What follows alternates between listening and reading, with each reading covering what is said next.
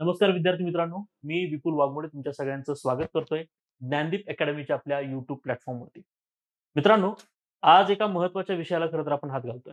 बऱ्याच विद्यार्थ्यांचे एक खूप सारे कॉल आलेले होते आणि बऱ्याच विद्यार्थ्यांचं म्हणणं आहे, की सर आम्हाला हिस्ट्री ऑप्शनल संदर्भात एक स्ट्रॅटेजी द्या. थोडक्यात आम्हाला अभ्यास कसा करावा हे सांगा. त्यासाठीच खरं तर आज मी आलेलो आहे. आपल्या पायाभरणी सीरीजमध्ये अ, मुद्दामून आज मी अभ्यास कसा करावा किंवा अभ्यासाची नेमकी सोपी पद्धत काय आहे? थोडक्यात काय तर हिस्ट्री ऑप्शनलची स्ट्रॅटेजी या संदर्भात मी डिस्कस करणार आहे. आणि ही गरज आहे. याचं कारण असं आहे, की राज्यसेवाचा आता जो कट ऑफ म्हणजे आन्सर की आलेली आहे. या आन्सर कीच्या नंतर बऱ्याच विद्यार्थ्यांना चांगला स्कोर आहे. चांगला म्हणजे कॉन्फिडंट स्कोर आहे. अशा स्कोरवर विद्यार्थी आहेत आणि त्यांचं म्हणणं आहे, की आता आम्ही हिस्ट्री ऑप्शनल टाकलेलं आहे. आणि हिस्ट्री त्यांनी अभ्यासलेलं पण आहे. तो अशा वेळेस आम्हाला हिस्ट्रीसाठी काय-काय आम्ही केलं पाहिजे आणि तेही कमी दिवसात आम्ही हिस्ट्री कशा पद्धतीने अभ्यासली पाहिजे, हे आम्हाला सांगा आणि त्यासाठीच मी खरं तर आज आलेलो आहे. आज मी जी स्ट्रॅटेजी सांगणार आहे त्यातले बरेचसे घटक जे मुलं 2026 साठी प्रिपेअर करतायत, त्यांच्यासाठी सुद्धा महत्त्वाचे असणार. त्यामुळे हे लेक्चर सगळ्यांसाठीच खूप इम्पोर्टंट आहे. त्यामुळे सगळ्यांनी हे लेक्चर शेवटपर्यंत अटेंड करायचं. बघा, इतिहास ऑप्शनल ज्यावेळेस तुम्ही घेताय, त्यावेळेस सगळ्यात मोठा मोठा जो काही आपण म्हणूया की घटक असतो, तो असतो सिलॅबस. याचा सिलॅबस खूप मोठा आहे आणि मग एवढा सिलॅबस एवढ्या कमी वेळेत कव्हर होईल का? हा एक मोठा प्रश्न विद्यार्थ्यांसमोर असतो. ओके. मी 2-3 काही ठराविक गोष्टी सांगतो. बघा, तुम्हाला समजल्या तर अतिउत्तम. यामध्ये सगळ्यात पहिला जो घटक आहे, तो हा आहे की ज्यावेळेस आपण इतिहास या सिलॅबसकडे बघतो, त्यावेळेस सिलॅबस बघून आपण कधीच पास नाही होणार. हे लक्षात घ्या.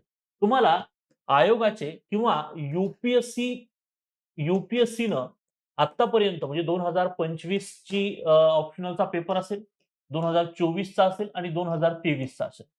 असे जे काही इयर्स आहेत, ह्या किमान 3 वर्षाचे ऑप्शनलचे पेपर तुम्ही झेरॉक्स करून घ्या. ओके. मिळतात ते. डाउनलोड करा आणि ते पेपर जे आहेत ते झेरॉक्स करा किंवा मी त्या माझ्या हिस्ट्री ऑप्शनलच्या ग्रुपवर पण टाकेल. ओके. जे आणि सगळ्यात महत्त्वाचा मुद्दा त्यांना पेपर वगैरे ते हवं असेल. ओके. तसं तर तुम्हाला आपल्या टेलिग्राम चॅनलवर वगैरे सगळीकडे मिळेलच. ओके. शेवटी मी जो नंबर देणार आहे त्या नंबरला तुम्ही मला कॉन्टॅक्ट करू शकता आणि त्या संदर्भात तुम्हाला काही हेल्प हवी असेल तर मी नक्की करू शकतो. ओके. बघा, आता हे 3 पेपर ज्यावेळेस आपण बघू, त्यावेळेस सगळ्यात पहिला मुद्दा आपल्याला क्लिअर कळेल, की नेमका आयोग कोणकोणत्या सेक्शनवर विचारतोय. पेपर 1 आणि पेपर 2 दोन्ही पेपरच्या बाबतीत आयोग नेमकं सेक्शनवर कोणकोणत्या विचारतंय हे तुम्हाला कळणं गरजेचं आहे. सिलॅबस खूप मोठा आहे. सिलॅबस जर कव्हर करायला जाल, तर सिलॅबस कव्हर होणार नाही. Frankly speaking. आता बघा, या ठिकाणी डिसेंबर महिना, जानेवारी आणि जानेवारी एंड पर्यंत मी म्हणतो. ओके. ह्या 2 महिन्यामध्ये जर तुम्हाला ऑप्शनल व्यवस्थित करायचं असेल, तर मी ज्या पद्धतीनं सांगतोय त्या पद्धतीनं जर केलात, तर आणि तरच तुमचा हिस्ट्री ऑप्शनल चांगल्या पद्धतीने कव्हर होईल. अन्यथा होणार नाही बरं का. ओके. मी तुम्हाला फोल आश्वासन अजिबात देणार नाहीये. ओके. किंवा काहीतरी उगाच सांगणार नाही, की हां, हे असं-असं होऊ शकतं. पूर्ण सिलॅबस एवढ्या-एवढ्या काळात कंप्लीट होईल वगैरे. नाही. जे आहे ते सरळ-सरळ तुमच्यापर्यंत मांडतोय. ठीक आहे? बघा.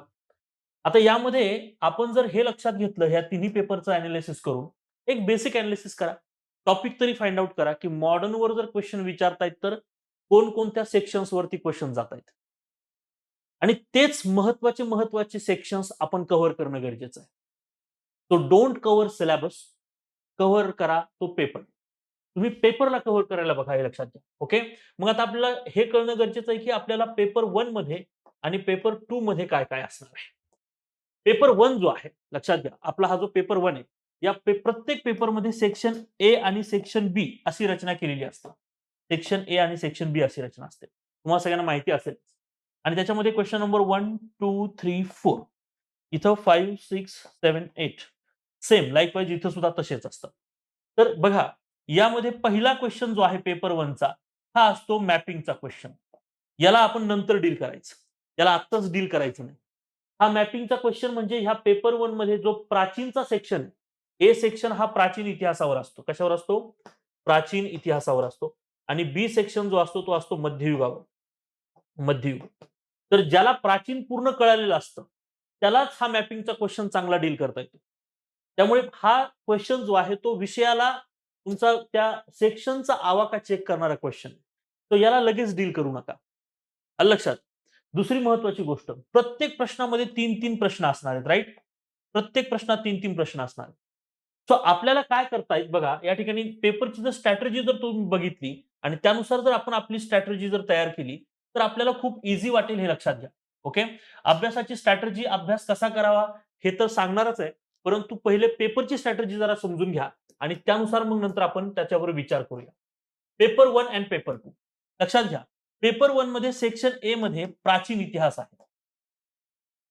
पेपर नंबर 2 मध्ये ए मध्ये सॉरी पेपर नंबर 1 मध्ये बी मध्ये मध्ययुगीन आहे. मध्ययुग. बघा. आता इथे तुम्हाला हे लक्षात आलं पाहिजे, की तुम्हाला नेमका सोपा घटक कोणता वाटतोय प्राचीन आणि मध्ययुगीनमध्ये. एखाद्याला जर प्राचीन सोपं जात असेल, तर तुम्ही प्राचीनवर खूप भर द्या. एखाद्याला मध्ययुगीन सोपं जात असेल, तर मध्ययुगीनवर भर द्या. पण ऑप्शनलचे काही नियम आहेत.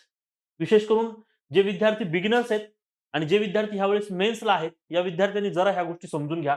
ऑप्शनलला काय असतं, कसं असतं. हा जो ए सेक्शन आहे त्याच्यामध्ये question number 1, question number 2, question number 3 and question number 4. Likewise section number B मध्ये 5, 6, 7 अँड 8. यामध्ये question number 1 and question number 5 in both papers, paper 1 and paper 2. Question number 1 and question number 5 they are the compulsory questions. हे compulsory तुम्हाला solve करावे लागतात. Compulsory solve करावं लागेल. इथं आहे मॅपिंगचा क्वेश्चन. इथं आहे मॅपिंग. ती मॅपिंग लगेच नाही सॉल्व्ह करायची. म्हणजे आता आपण त्याची तयारी नाही करायची. ते पूर्ण विषय झाल्याच्या नंतरच मॅपिंगची आपण तयारी करूया. ओके. मॅपिंगचे पण लेक्चर्स मी घेऊन येईल. काळजी करू नका.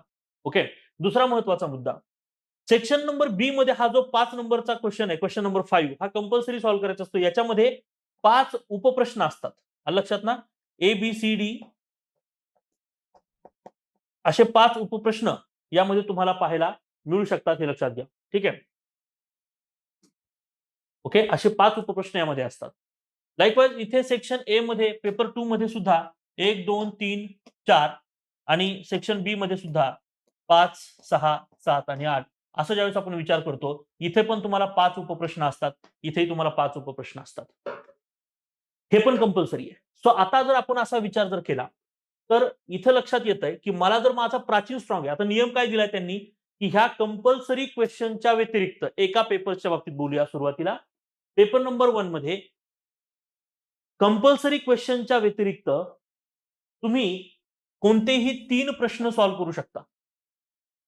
पण ते 3 प्रश्न सॉल्व्ह करताना समजा तुमच्या लक्षात आलं, की आता तुम्हाला माहिती आहे, की आपलं प्राचीन सोपं आहे. आपल्याला प्राचीन सोपं जातंय. तर तुम्ही प्राचीन मधले 2 सोडवले. तुम्ही प्राचीन मधलेच 3 नाही सोडू शकत. जो सेक्शन एका सेक्शन मधून 2 आणि एका सेक्शन मधून 1 असं स्ट्रक्चरच करावं लागेल तुम्हाला. तो नियम आहे. तो काय केलं तुम्ही? प्राचीन सोपा जातोय, प्राचीन मधून 2 सॉल्व्ह केले. मध्ययुगीन अवघड जातोय, 1 सॉल्व्ह केला. काहींना मध्ययुगीन सोपा जाईल तिथे 2 सॉल्व्ह करा, इथे 1 करा. आलं लक्षात? आणि प्रत्येक क्वेश्चन मध्ये तुम्हाला 3-3 उपप्रश्न असणार आहेत परत याच्यामध्ये. म्हणजे तुम्हाला तो क्वेश्चन म्हणजे तिसरा क्वेश्चन तुम्ही जर लिहायला घेतला, तर त्याच्यामधले तिन्हीचे तिन्ही प्रश्न तुम्हाला लिहून काढावे लागतील. हे लक्षात घ्या पहिले. ओके. सो अशी स्ट्रॅटेजी इकडे पण असते. पेपर 2 मध्ये तुम्हाला सेक्शन ए मध्ये आधुनिक भारताचा इतिहास आहे आणि सेक्शन बी मध्ये जगाचा इतिहास आहे. ओके. अशा पद्धतीने पेपर 1 आणि पेपर 2 कव्हर केला जातो. आता महत्वाचा मुद्दा हा आहे, की आपल्याला टोटल एका पेपरमध्ये किती क्वेश्चन लिहायचे असतात.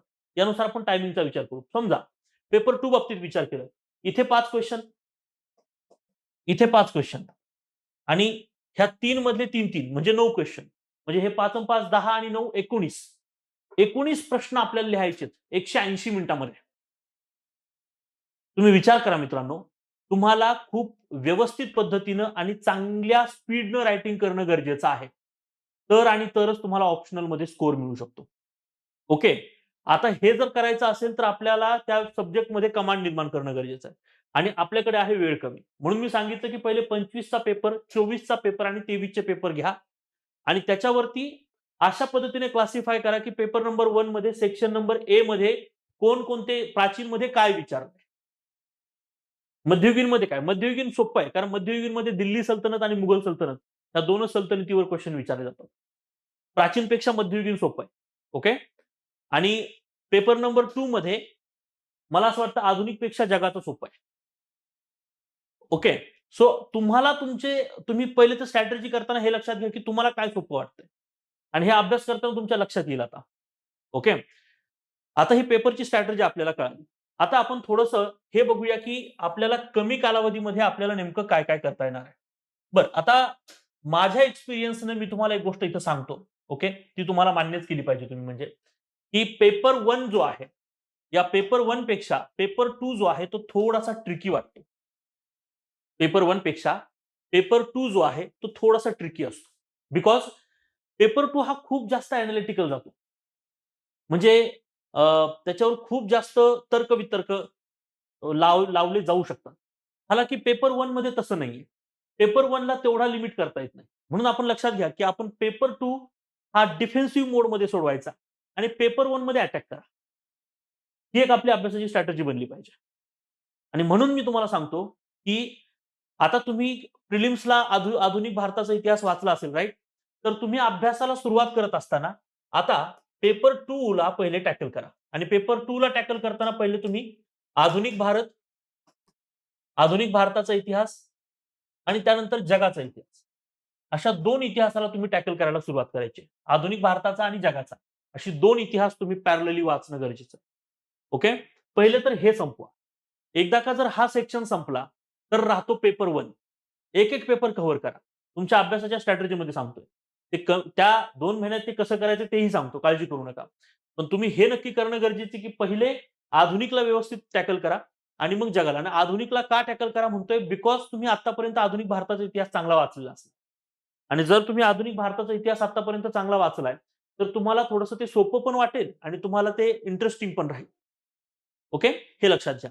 ठीक आहे. बरं, जगाच्या इतिहासाच्या बाबतीत जर विचार केला, तर जगाच्या इतिहासात काही ठराविक पॉइंट आहेत. बरं, अजून एक सांगतो, की मी जे आत्तापर्यंत एनालिसिस केलंय, त्यामध्ये आधुनिक भारतामध्ये आत्तापर्यंत विचारण्याचा जो सगळ्यात मोठा आयोगाचा जो फ्लो आहे, यूपीएससीचा, तो असा होता, की ज्याच्यामध्ये ते जे काही ब्रिटिशांची जी सत्ता स्पर्धा आहे, या सत्ता स्पर्धांवरती हमखास क्वेश्चन विचारतात.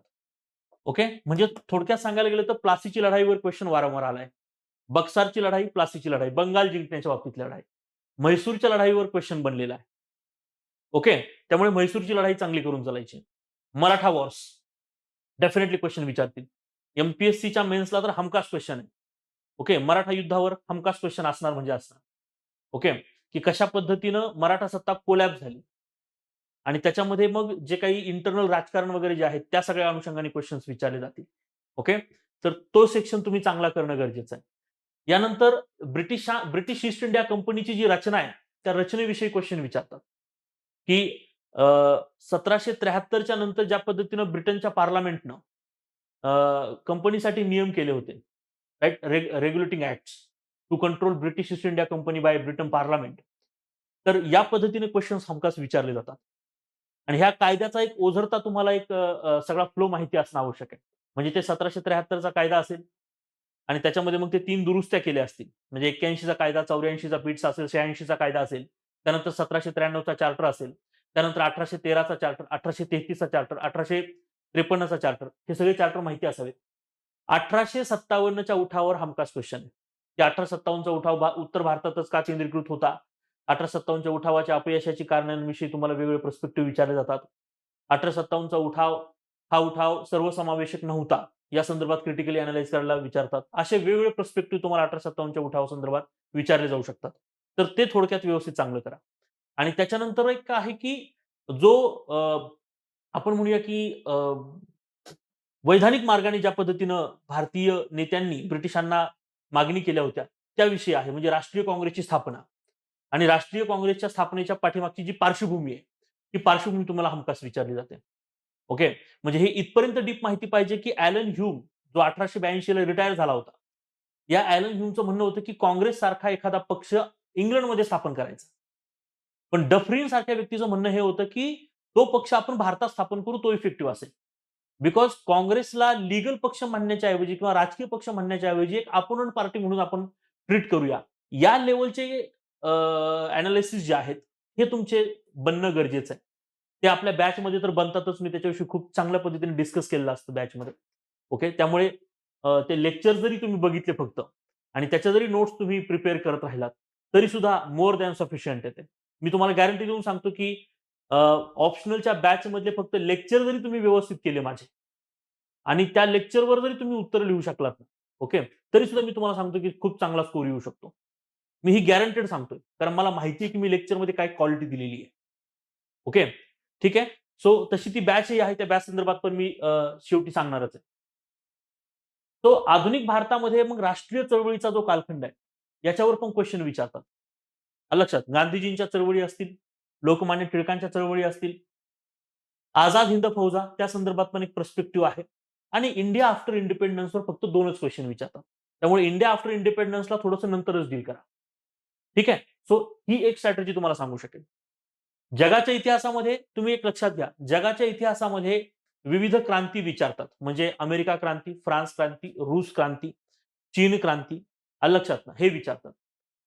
एनलाइटमेंट म्हणजे प्रबोधनाचा कालखंड. जगातलं युरोपमधलं प्रबोधन आणि त्याचा जगावरती पडलेला प्रभाव. मग जपानवरती काय प्रभाव पडला, युरोपवरतीच काय प्रभाव पडला, त्यानंतर अमेरिकेवरती कसा प्रभाव पडला, भारतावरती कसा प्रभाव पडला, वगैरे, वगैरे. त्यामध्ये ए.एल. बॅशम नावाचे जे इतिहासकार आहेत त्यांचे काय स्टेटमेंट असतील, त्या सगळ्याच गोष्टी त्यामध्ये तुम्हाला डिस्कस कराव्या लागतात. तर तो सेक्टर त्या ठिकाणी येतो. येतं लक्षात ना जगाच्या इतिहासामध्ये. म्हणजे क्रांती आपल्याला करायच्या. त्यानंतर औद्योगिक क्रांती. औद्योगिक क्रांती त्याच्यातून निर्माण होणारा वसाहतवाद, ओके, आणि साम्राज्यवाद आणि नवीन साम्राज्यवाद या 3 संकल्पना रिलेटिव्हमध्ये करून करून चालायच्या. आणि जो निगेटिव्ह पर्स्पेक्टिव्हने जर बघितलं तर भांडवलशाही, भांडवलशाहीतून निर्माण होणारा समाजवाद आणि समाजवादातून निर्माण होणारा साम्यवाद. ब्रिटनची लोकशाही व्यवस्था, त्यातलं चार्टिस्ट आंदोलन याच्यावर पण क्वेश्चन आलेले आहेत. ओके, ते एक चांगलं करून जायचं. आणि त्यानंतर world war, first world war, second world war. त्याच्या अगोदर जर्मनीचं एकीकरण आणि म्हणजे बिस्मार्क, जर्मनीचा जो चान्सलर आहे बिस्मार्क, त्यानं निर्माण केलं जर्मनीचं एकीकरण आणि मग इटलीचं एकीकरण. हे जे काही प्रोसेस आहेत, ह्या प्रोसेस पण चांगल्या पद्धतीने करून चाल. ओके. मग त्याच्यामध्ये काउंट काऊर कोण होता, काय होता, वगैरे, वगैरे. ते सगळं त्याच्यामध्ये तुम्हाला माहिती असणं आवश्यक आहे. आलं लक्षात ना? मॅझिनी सारखे क्रांतिकारक वगैरे यांच्याविषयी पण क्वेश्चन विचारले जातात. तर जगाच्या इतिहासामध्ये हे काही हायलाइटेड सेक्टर्स आहेत, हायलाइटेड एरियाज आहेत, ते व्यवस्थित करणं गरजेचं आहे. आधुनिक भारताच्या इतिहासाला बऱ्याच वेळी जगाच्या इतिहासाशी कनेक्ट केलं जातं. जसं की उपयोगितावादाचा सिद्धांत. युरोपमध्ये निर्माण झालेला उपयोगितावादाचा सिद्धांत भारतामध्ये सामाजिक सुधारणा करण्यासाठी कितपत जबाबदार होता? असा एक एनालिटिकल पर्स्पेक्टिव्ह सुद्धा यू-पी-एस-सीने विचारलेला आहे. एम-पी-एस-सी तेवढ्या अवघड लेव्हलला जाणार नाही, पण गेलं तर आपल्याला ते आलं पाहिजे आणि त्याचं डिस्कशन सुद्धा मी लेक्चरमध्ये केलेले आहेत. ओके. सो आपल्याला पेपर 2 मध्ये अशा पद्धतीने डील करायचं आणि म्हणून म्हणलं ना, की हा खूप कॉन्क्रीट पेपर आहे. पेपर 1 आणि पेपर 2 खूप कॉन्क्रीट आहे. याच्यामध्ये सेपरेट नाही करता येत. बरेचसे मॉडर्नचे पर्स्पेक्टिव्ह जगाशी रिलेट केले जातात. ओके. आणि त्यामुळे याचा अभ्यास आपल्याला कंबाइनली करणं गरजेचं आहे. डन. Paper number 1. याच्यामध्ये प्राचीनचा अभ्यास वेगळा आपण करू शकतो आणि मध्ययुगीनचा अभ्यास आपण वेगळा करू शकतो. सो याच्यामध्ये जास्त काही नाहीये. फक्त एकदा व्यवस्थित वाचा. कालखंडाचा एक फ्लो तुम्हाला मेंटेन झाला पाहिजे. त्यासाठी पायाभरणी सीरीज तर चालूच आहे आपली. त्याच्यातून तुम्हाला सगळा फ्लो मेंटेन होतोय. आणि त्याच्यातून मग खऱ्या अर्थाने तुम्हाला एक पर्स्पेक्टिव्ह समोर येईल आणि त्यालाच फक्त तुम्हाला मेन्शन करायचंय. सो पेपर 1 मध्ये चांगला स्कोर करता येईल. इतकं काही अवघड नाही पेपर 1. पण पेपर 2 ला थोडंसं आपल्याला जास्तीत जास्त रीडिंग करावी लागते.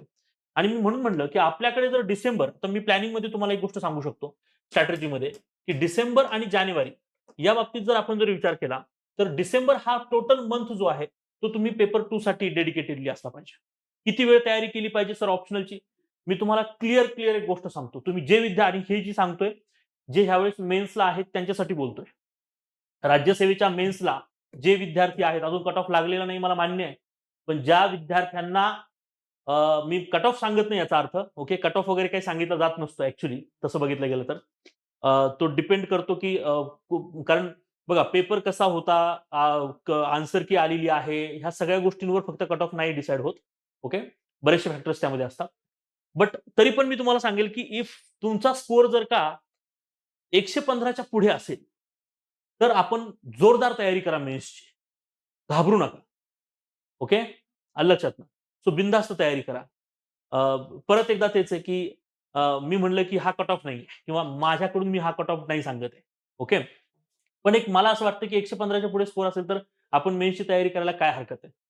कारण असा कॅन्डिडेट जरी कट ऑफमध्ये नाही बसला भविष्यात, काय इकडे तिकडे झालं, कट ऑफ थोडाफार वाढला, तरी पण पुढची प्रिलिम तर देणार असशीलच ना बाळा.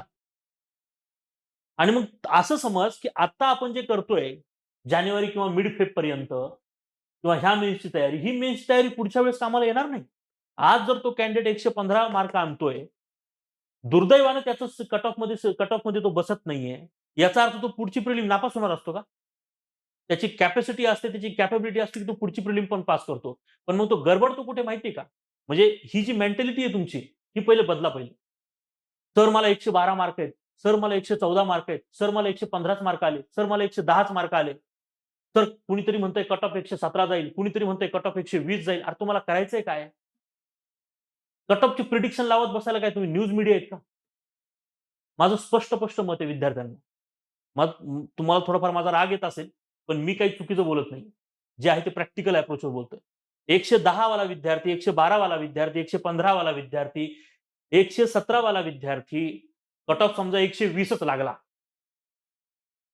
का? ह्या 120च्या खालचे 110 ते 120च्या मधले जे लेकरं आहेत, ते लेकरं पुढच्या वेळची प्रिलिम देणार नाहीत का?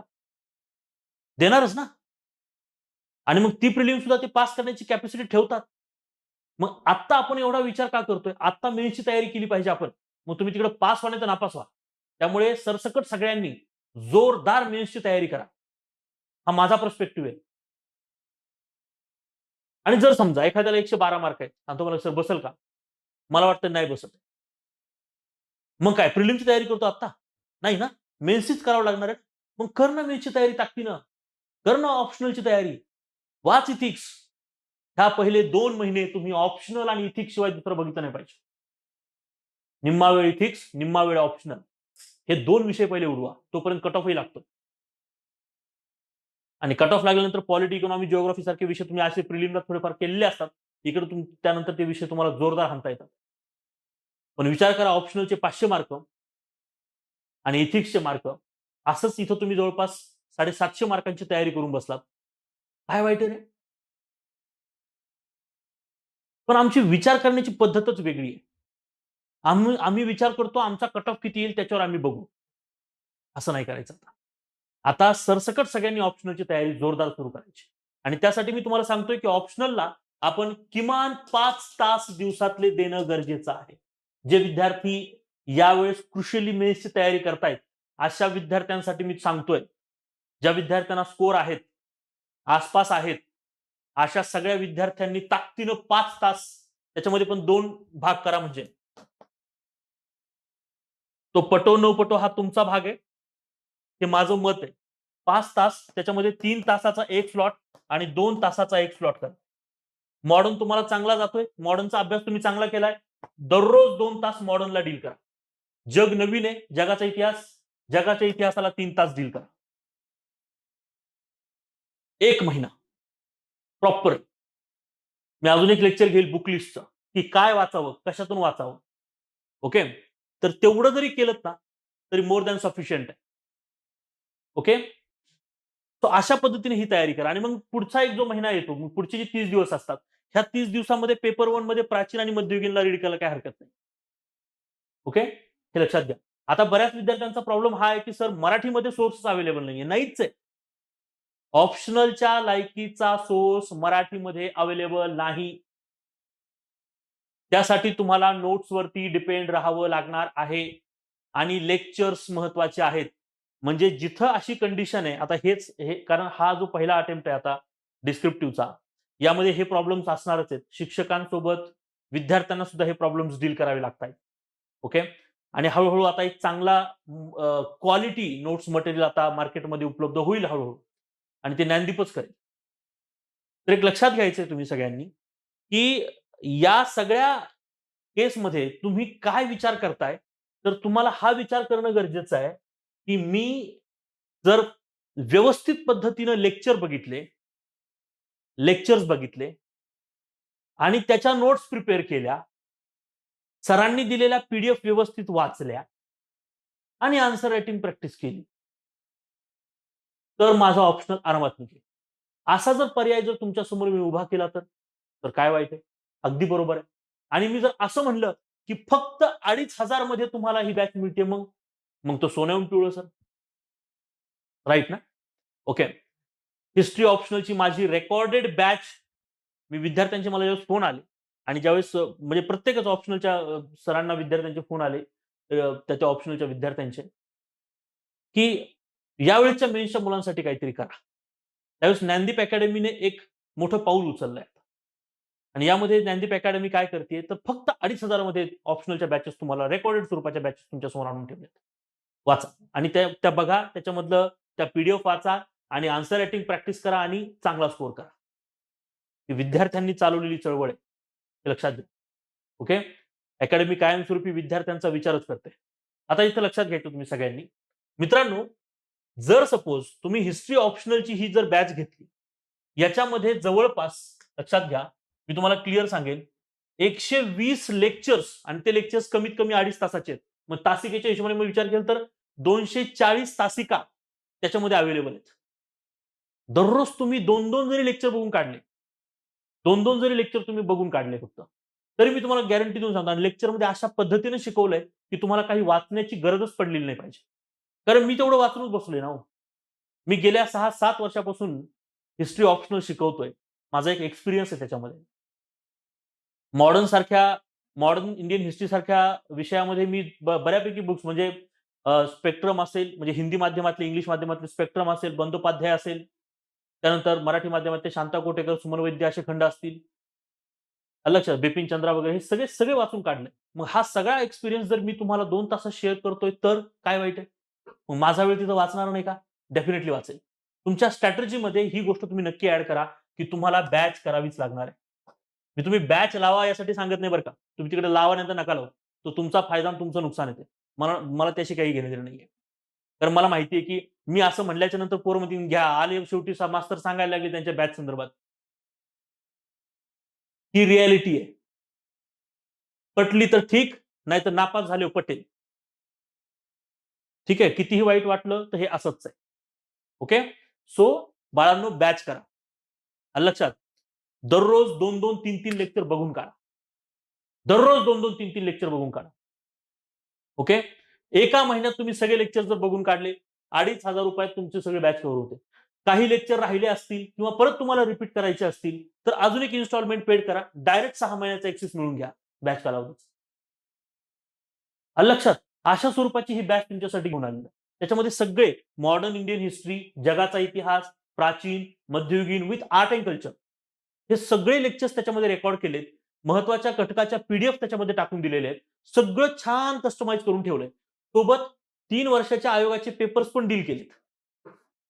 अजून काय पाहिजे तुम्हाला त्या बॅचमध्ये? आलं लक्षात ना? आणि हिस्ट्री ऑप्शनल म्हणाल तर त्याच्यामध्ये तुम्हाला जर वाचायचं असेल ताकदीनं, म्हणजे आपण म्हणूया की सर बॅच नाही करत आहे, मला फक्त वाचून काढायचंय. तर मी बुक लिस्ट सांगणार आहे. त्या बुक लिस्टचं लेक्चर एकदा बघा. मग कळेल तुम्हाला. ओके. सो थोडंसं एक गोष्ट तुम्ही लक्षात घेणं गरजेचं आहे मित्रांनो. इथं आपल्याला बॅच आणि नोट्स या घटकावर अवलंबून राहणं गरजेचंच आहे. ओके. आणि त्यासाठी ही बॅच तुमच्यासाठी घेऊन आलेलो आहे. याच्यामध्ये मुद्दामून मी म्हणजे अकॅडमीनं लेक्चर्स कितीही वेळेस बघण्याची मुभा दिलेली आहे. एक लेक्चर तुम्ही कितीही वेळेस बघू शकता. ओके. त्याला बंधन नाहीये. इतक्या गोष्टी आम्ही त्या ठिकाणी करून दिल्यात. ओके. सो तुम्हाला जर काही शंका असेल तर तुम्ही 9604572804 या नंबरवरती कॉन्टॅक्ट करायचं. ही जर बॅच तुम्ही घेतली तर दर आठवड्याला मी लाईव्ह तुमच्यासमोर उभा असेल आणि तुमचे जे काही डाउट्स असतील ते डाउट्स आपण सॉल्व्ह करणार आहेत लाईव्ह. त्यामध्ये तुम्हाला मेंटरशिप पण देणार आहे मी, की मेन्सची तयारी काय-काय करायची, कशी-कशी करायची. ही पण मेंटरशिप तुम्हाला असणार. यूपीएससीच्या मेन्स लिहिल्याचा अनुभव जो आहे, तो अनुभव तुमच्या कामाला येऊ द्या ना. येतं लक्षात ना? सो अशा पद्धतीने आपल्याला ह्या गोष्टी सगळ्या करता येणार आहेत. मला असं वाटतं, की कमीत कमी वेळामध्ये जर तुम्ही कशी तयारी करू शकाल, तर ऑब्व्हियसली आपल्याला डिसेंबर मंथमध्ये पेपर 2 कव्हर करायचा आहे आणि जानेवारी मंथमध्ये पेपर 1 कव्हर करायचा आहे. पेपर 2 हा आपण कशा पद्धतीने कव्हर करायचं, तर कंबाईन पद्धतीने कव्हर करायचं हे लक्षात घ्या. महत्त्वाच्या घटकांविषयीची सेपरेट लेक्चर मी घेऊन येईल. हिस्ट्री ऑप्शनलसाठी हे महत्त्वाचे घटक करा आणि ते करणं खूप गरजेचं आहे. त्याचं एक सेपरेट लेक्चर पण मी घेईन. ओके. सो हे स्ट्रॅटेजी थोडीशी लक्षात घ्या. Make your on plan. तुम्ही तुमचा प्लॅन बनवा. तुम्हाला काही डाउट्स असतील तर मला नंबरवरती कॉन्टॅक्ट करा. ओके. मी तुमच्यासाठी अवेलेबल आहे. ओके. मेन्सला आहात तुम्ही. ही सुवर्ण संधी आहे. डिस्क्रिप्टिव्हची मेन्स आहे, खूप कमी कट ऑफ लागून तुम्ही पास व्हाल. ओके, ही सुवर्ण संधी सोडायची नाही आता. ठीक आहे, त्यासाठी साम दाम दंड भेद सगळं वापरा. ठीक आहे, ओके. काही माहिती घ्यायची असेल तर मला कॉल करा. ठीक आहे, आजचं सेशन कसं वाटलं मला कमेंट करून नक्की सांगा. सेशन आवडलं असेल तर सेशनला नक्की लाईक करायचंय आणि जास्तीत जास्त विद्यार्थ्यांपर्यंत हे सेशन तुम्ही शेअर करायचंय. ठीक आहे, तोपर्यंत आपण इथंच थांबूया. Thank you so much.